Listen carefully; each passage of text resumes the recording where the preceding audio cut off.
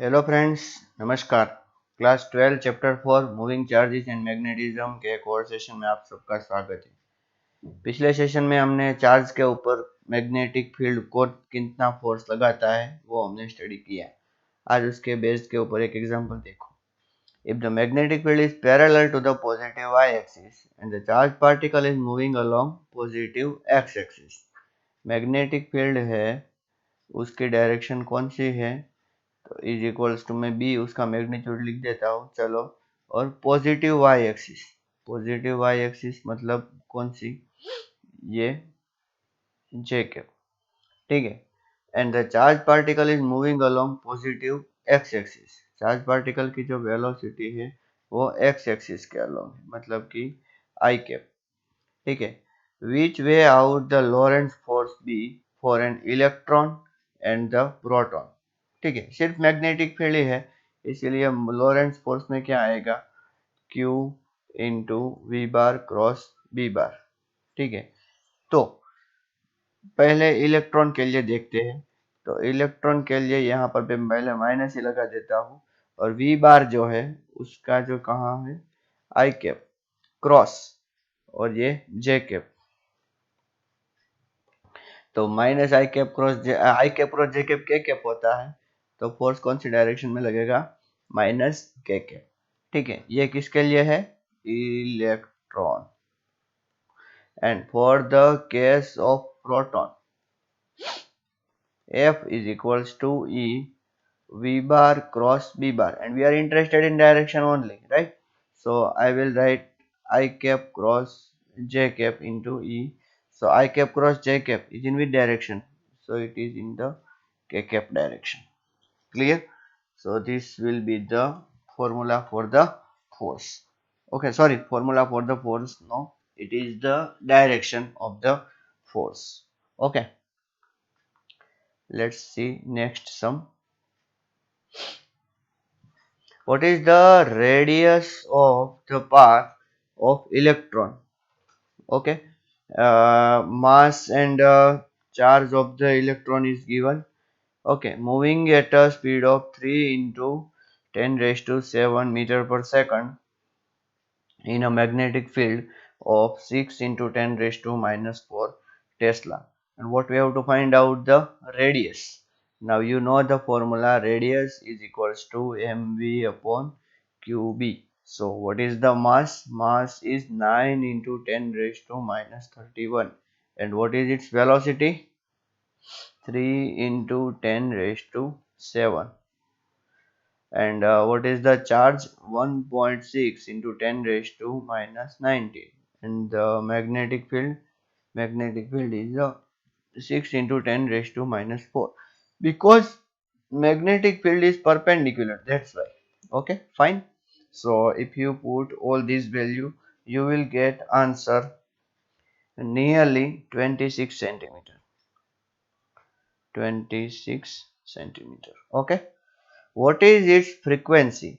If it is asked, what is its frequency? Okay, no, frequency is 1 upon time period. Okay, so time period formula was 2 pi m upon qb. So it will be qb upon 2 pi m, right? qb upon 2 pi m. Okay, so now qb upon 2 pi m. So you have a q. What is the q? 1.6 into 10 raised to minus 19. B 6 into 10 raised to minus 4. Okay, 2 pi 2 into 3.14. And M, what is the mass? 9 into 10 raised to minus 31. So you will get answer of the frequency. Okay, frequency's answer will be nearly 2 megahertz. How much you will get? 2 megahertz. Okay, one formula for the frequency is the V is equals to 2 pi r upon t. So can you say it as a 2 pi r f? 1 upon t is a frequency. So from this also you can say f is equals to V upon 2 pi r. We have a velocity, we have a radius, so easily we can calculate. Now what is the next ask? Calculate energy in kilo electron volt. We have to calculate energy. Okay, and energy, kinetic energy is equals to what? Half mv square. So half, what is m? 9.1 into 10 raised to minus 31. 31? No, is it electron? Electron, okay, so that is right. 9.1 into 10 raised to minus 31. And what is velocity? Velocity is 3 into 10 raised to 7. 3 into 10 raised to 7 and its square. This answer will be in joule. Okay, but if you divide this answer, okay, suppose the answer is the x joule. Okay, then just divide it by 1.6 into 10 raised to minus 19. Then you will get answer in electron volt. And then again, whatever answer you get, suppose that answer is the y electron volt. So divide it by 1000. Then you will get answer in kilo electron volt. Okay, you will get answer in kilo electron volt. Okay, now next example. A particle having 2 coulomb charge. What is the charge on the particle? 2 coulomb. Okay, passes through the magnetic field of 4 kK Tesla. Magnetic field is given. How much it is? 4 kK Tesla. And some uniform electric field with a velocity 25 j cap. What is its velocity? Velocity is 25 j cap meter per second. Okay, if the Lorentz force acting on it, Lorentz force is given, is equals to 400 I cap Newton. Find the electric field in the region. What we have to find out? The electric field. Now force is equals to what? Q E bar plus Q V bar cross B bar. Okay, now what is the force acting? 400 I cap. So I will write 400 I cap. Okay, Q, what is Q? 2. 2 into E bar. Okay, plus here 2. V bar cross B bar. So 25 and 4. 25 4 is 100. And here J cap cross K cap. J cap cross K cap.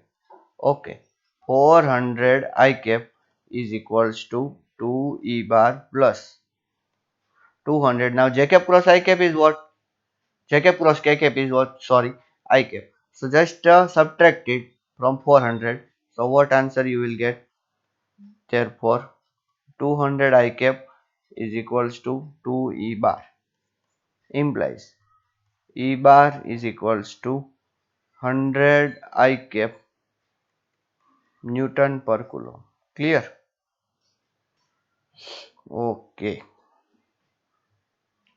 So student, now we are going to start the topic, small topic, that is a cyclotron. What we are going to start? New topic, cyclotron. Okay, here I think E will not be there.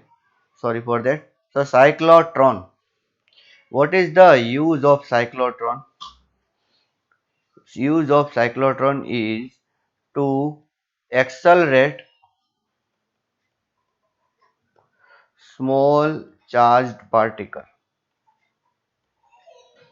Small charged particle. To accelerate them, we are using cyclotron. Okay.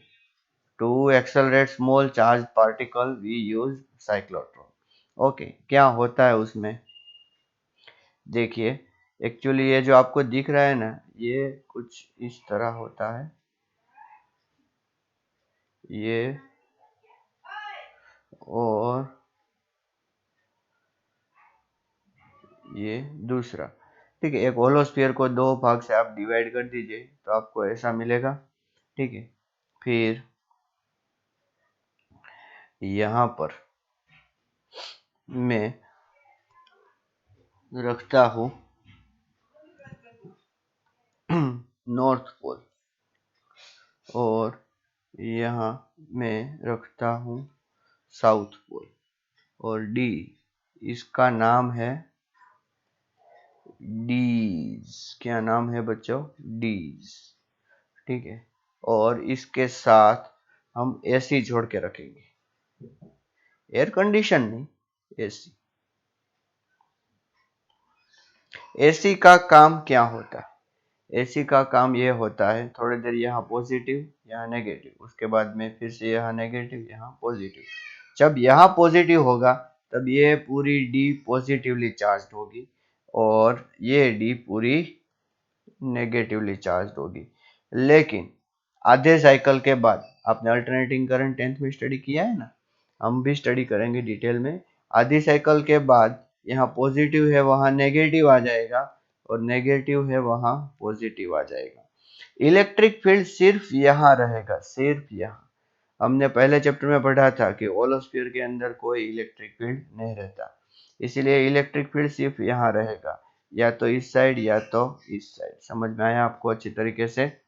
ठीक है, इसके अंदर, इन दोनों के अंदर electric field नहीं रहेगा, सिर्फ क्या रहेगा? रहेगा तो मैग्नेटिक फील्ड। ओके, तो मैं एक पॉइंट आपको बोलता हूँ, वो आप लिखिए, मैं सिर्फ बोल रहा हूँ, आपको लिखना है। Okay, there are two hollow spheres, there are two semi-sphere, okay, which are known as Ds, which are known as Ds, क्योंकि उसका शेप ऐसा होता है, because of their shape। Fine, okay. अब और लिखिए, with the help of permanent magnet, with the help of permanent magnet, uniform magnetic field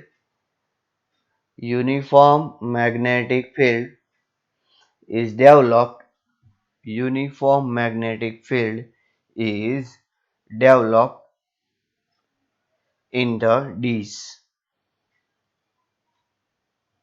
Okay, now Ds are connected with Ds are connected with AC supply, so that their polarity changes continuously। Okay, fine. अब पहले आप ये सुन लीजिए, बाद में मैं आपको sentence through लिखवा भी दूंगा। ठीक है, लेकिन पहले आप सुनिए किस तरह होगा। ये जो है ना बच्चों, ये फ्रंट व्यू है। कैसा व्यू है? Front view. ठीक है, और मैं एक बात आपको बोलता हूँ, ये जो व्यू, ये फ्रंट व्यू है, और यहाँ पर अच्छा देखो, हमने जो यहाँ पर साउथ रखा है ना, एक काम करता हूँ, मैं यहाँ पे नॉर्थ रख देता हूँ, और यहाँ पर मैं क्या रख देता हूँ? साउथ। ठीक है, और ये व्यू जो है ना बच्चों, ये है टॉप व्यू। कैसा व्यू है? Top view. टॉप व्यू मतलब कि बहुत बढ़िया वाला व्यू है, ऐसा नहीं। टॉप व्यू मतलब कि हम देखो, मैं क्या बोल रहा हूँ आपको समझ में आ रहा है? यहां से देख रहे हैं, यहां से। ठीक है, यहां से देखेंगे। ठीक है, और इसको यहां से देखेंगे तो कैसा दिखेगा? ऐसा दिखेगा। समझ में आया आपको अच्छी तरीके से? ऐसा। तो यहां से देखेंगे तो देखो, ये नॉर्थ पोल है पूरा। ठीक है, तो मैग्नेटिक फील्ड तो हमें ऐसे ही जाता हुआ दिखाई देगा, हमारी ओर आता हुआ दिखाई देगा, नॉर्थ से साउथ। इसीलिए देखो क्या लिखा है, magnetic field out of the paper. ठीक है, समझ में आया आपको अच्छी तरीके से? ये ऑसिलेटर और ये है डी। ओके, समझ में आया ना थोड़ा थोड़ा?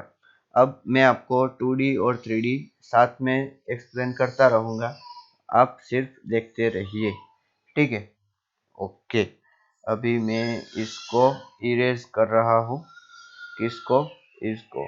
इसको मैं इरेज कर रहा हूँ, ताकि मैं आपको जो ये पाथ है, ये जो सर्कल वाला है, इसको मैं आपको अच्छी तरीके से समझा पाऊँ। ठीक है, and when I am explaining at that time, you also have to write it. Okay, fine. देखो अच्छी तरीके से, ठीक है, अच्छी तरीके से समझना, ठीक है। ऐसा मतलब कि बहुत ही हार्ड भी नहीं है, बहुत सिंपल है, ठीक है। ये हो गई हमारी, ओप्स, मैंने तो बहुत ही गंदी डी ड्रॉ की।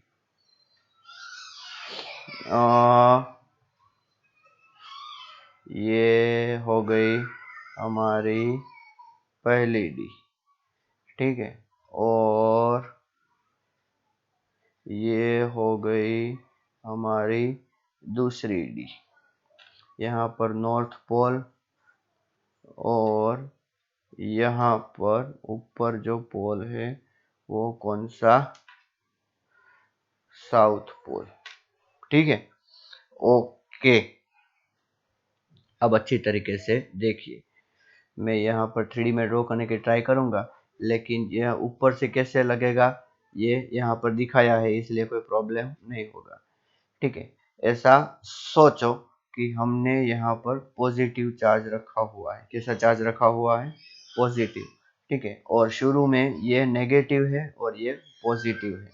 इलेक्ट्रिक फील्ड की डायरेक्शन कौन सी होगी, ऐसी डायरेक्शन होगी, ठीक है। तो जैसे ही हम इस पॉजिटिव चार्ज को रिलीज करते हैं, तो ये पॉजिटिव चार्ज सीधा घुस जाएगा किस डी में, ये वाली डी में। इस डी का नाम मैं D2 रखता हूँ और इसका नाम रखता हूँ D1।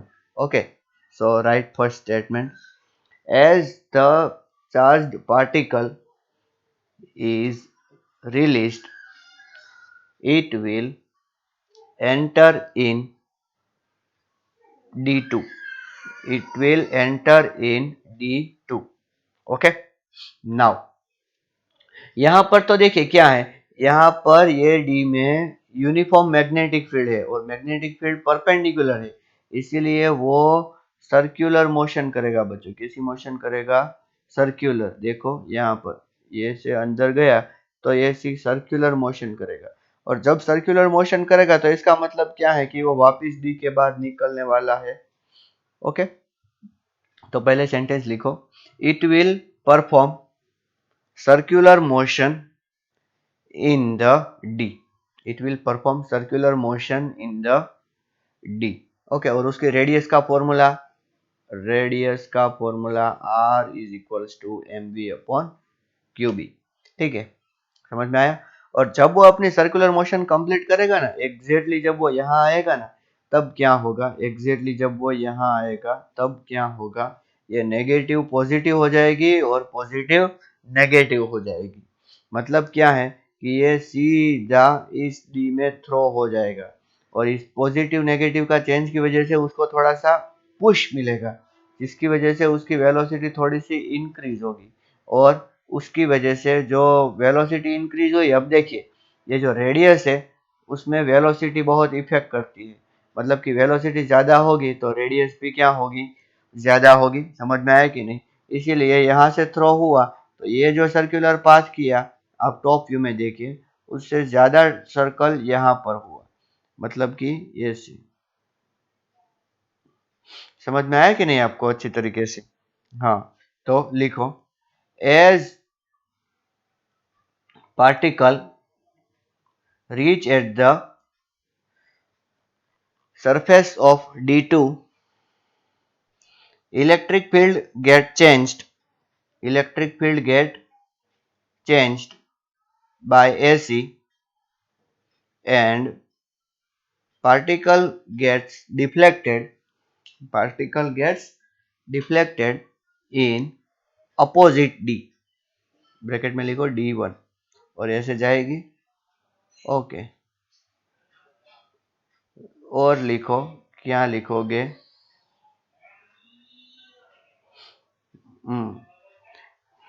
here it will get push because of electric field, here it will get push because of electric field. Okay, so it will describe circular motion in D1, it will describe circular motion in D1 with greater radius. Okay, and so on. अब इसका मतलब क्या है कि जब हम यहाँ आएंगे, वो पार्टिकल यहाँ आएगा, तब फिर से पोलैरिटी चेंज होगी, तो उसे फिर से पुश मिलेगा, फिर से इधर गया, इधर इधर इधर इधर इधर इधर, और मतलब उसकी वेलोसिटी बच्चों बहुत ज्यादा इंक्रीज हो जाएगी, बहुत ज्यादा। और एक टाइम पर वेलोसिटी इतनी ज्यादा होगी, ठीक है, और हम उसको क्या करेंगे, एक डिफ्लेक्टिंग प्लेट से, मतलब कि डिफ्लेक्टिंग मैग्नेटिक फील्ड से उसको बाहर का रास्ता दिखा देंगे, तो डायरेक्टली चार्ज पार्टिकल बाहर वेरी हाई वेलोसिटी से, और जिसके अंदर चार्ज पार्टिकल को हमें इम्प्लांट करना है, आयन इम्प्लांटेशन करना है, वो सीधा उसमें चला जाएगा, ठीक है, right. In this way energy of charge particle get increases, energy of charge particle get increases। देखो एनर्जी इंक्रीज कहाँ होती है, यहाँ इस जगह में, यहाँ पर तो एनर्जी कांस्टेंट रहेगी बच्चों, मैग्नेटिक फील्ड तो एनर्जी चेंज नहीं करता ना, एनर्जी चेंज खाली कौन करता है, इलेक्ट्रिक फील्ड। समझ में आया कि नहीं, याद रखना ये बात। ये जो एग्जिट पोर्ट यहाँ पर है ना, वही एग्जिट पोर्ट यहाँ पर है। समझ में आया आपको अच्छी तरीके से। अब लिखो, energy of charge particle increases, so we can say that charge particle got accelerated, charge particle got accelerated। समझ में आया कि नहीं, ओके। तो चार्ज पार्टिकल को एक्सेलरेट करने का काम कौन करता है, साइक्लोट्रॉन। समझ में आया, और साइक्लोट्रॉन में इस तरह वर्क किया जाता है। एक बात आप याद रखिए, T is equals to 2πm upon QB, ये टाइम पीरियड उसकी वेलोसिटी पे डिपेंड नहीं करता ना, ये बहुत अच्छी बात है। क्यों, क्योंकि अगर इसकी वेलोसिटी पे डिपेंड करता तो ये टाइम पीरियड बढ़ता चला जाता। आप बोलोगे सर ये जो इतना सर्कल कंप्लीट करने में और इतना सर्कल कंप्लीट करने में क्या सेम टाइम लगेगा, then yes it is right. क्यों, क्योंकि इतना सर्कल कंप्लीट स्लोली करेगा और इतना सर्कल कंप्लीट फास्ट करेगा। इतना सर्कल फास्ट क्यों करेगा, क्योंकि हमने क्या पढ़ा, रेडियस प्रोपोर्शनल टू वेलोसिटी, तो रेडियस ज्यादा होगी तो वेलोसिटी भी ज्यादा होगी ना, इसलिए ये सर्कल थोड़ा फास्ट कंप्लीट करेगा और ये सर्कल धीरे, और ये सर्कल तो उससे भी फास्ट कंप्लीट करेगा। कहने का मतलब क्या है कि ये सर्कल कंप्लीट करने के लिए अगर टाइम 2 सेकंड लगता है, तो ये वाला सर्कल कंप्लीट करने के लिए भी टाइम कितना लगेगा, 2 सेकंड, और 2 सेकंड के बाद यहाँ डिफ्लेक्शन हो जाएगा। अगर ऐसा नहीं होता, अगर 2 सेकंड क्या 3 सेकंड अगर लगता है और अगर यहाँ 2 सेकंड में डिफ्लेक्शन हो जाता है, तो ये प्रॉब्लम हो जाएगा। क्यों, क्योंकि इलेक्ट्रिक फील्ड चेंज हो जाएगा, तो पार्टिकल फिर से वहां पर भाग जाएगा और उसे पता नहीं चलेगा कि उसे अगली डी में जाना है। समझ में आया कि नहीं। कहने का मतलब क्या है कि इसकी फ्रीक्वेंसी, इस एसी की फ्रीक्वेंसी किसके साथ मैच होनी चाहिए, पार्टिकल के साथ, और वो हमें यहाँ पर देखने को मिलती है। देखिए अगर हम इसकी बात करें 2π/t अगर मैं करूं, तो ये ओमेगा है, वो क्या है 2π/t क्यूबी अपॉन एम। ठीक है, तो यहाँ पर ये भी बात करते हैं कि ये एंगुलर फ्रीक्वेंसी है, वो किस पे डिपेंड नहीं करती, वेलोसिटी पे। ठीक है, तो ये बहुत अच्छी बात है, इसीलिए हमें कुछ प्रॉब्लम नहीं आता। लेकिन एक बात और है कि m is equals to m0 upon under root 1 - v² upon c²। ये आइंस्टाइन ने ऐसा रिलेशन दिया था कि मास में चेंज हो सकता है, कब, जब वेलोसिटी बहुत ज्यादा हो जाए। तो बच्चों ये जो सरफेस के पास जब आती है, तब वेलोसिटी बहुत ज्यादा हो जाती है ना, तब इसके मास में प्रॉब्लम हो सकता है। तो मास में प्रॉब्लम हुआ मतलब कि मास में चेंजेस आया, तो मास की वजह से इसके टाइम पीरियड में चेंजेस आएगा। किसके, ये जो गोल गोल घूम रहा है पार्टिकल उसके, इसका टाइम पीरियड तो फिक्स ही है, तो मतलब कि दोनों का मैच होना चाहिए, लेकिन इसका बढ़ गया, इसका टाइम पीरियड अगर बढ़ा तो इसके साथ मैच नहीं हुआ, तो पूरा मतलब कि चक्कर नहीं कर पाएगा, तो प्रॉब्लम हो सकता है। और उस प्रॉब्लम को हटाने के लिए हमारे पास एक और है, सिंक्रोट्रॉन। क्या डिवाइस है, सिंक्रोट्रॉन। ठीक है, जो इसके हिसाब से चलता है, ये दोनों एक साथ सिंक्रोनाइज कर दिए होते हैं। एक प्रॉब्लम ऐसा भी है बच्चों, ये मास का प्रॉब्लम है वैसा भी, कि इतनी बड़ी डी है, तो उसमें अगर हमें यूनिफॉर्म मैग्नेटिक फील्ड रखना है, तो भी हम इतना कॉन्स्टेंटली यूनिफॉर्म मैग्नेटिक फील्ड रखने में डिफिकल्टी भी होती है। ठीक है, ओके, वो तो दूर की बात है, लेकिन ये जो मास वाला है इसको आप अच्छी तरीके से समझो, और साइक्लोट्रॉन किस तरीके से वर्क करता है ये भी। ठीक है, तो आज के लिए इतना ही, and in the next session we are going to see the next topic. Okay, thank you. And नमस्कार।